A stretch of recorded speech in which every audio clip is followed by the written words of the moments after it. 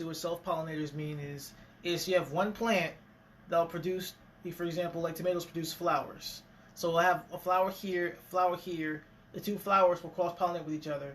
So they'll self-pollinate. Yeah, they'll self-pollinate each other. So they'll reproduce the same crop. Yep, with just one plant. Just one plant. Whereas cross-pollinators have a plant here and a different plant over here, and then they share genetic information and reproduce that way.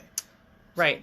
And why that matters is, let's say, so if you wanted to plant like two kinds of squash, right, for example, they're cross-pollinating plants. So if you want to save the seed of those squash, you would need to isolate them far away from each other so that one insect doesn't, pollinate plant one that's like a butternut squash, then it goes over and pollinates plant two that's, a delicata squash, and then you don't know what kind of mix is going to result when you save those seeds and replant them.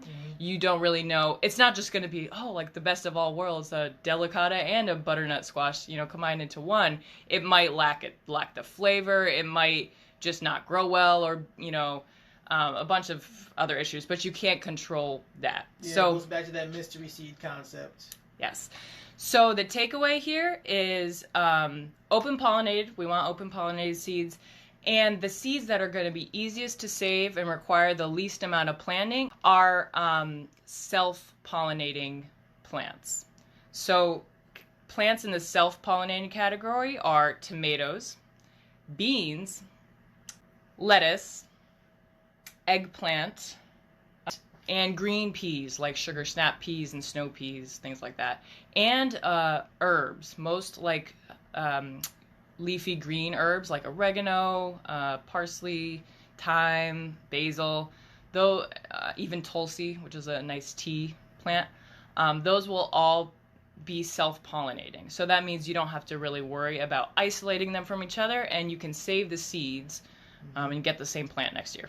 Some of the great companies that have mostly organic open pollinated seeds, and then just how to look through the seed catalogs, because there's a lot of information. Yes. You can get seed catalogs shipped to you for free.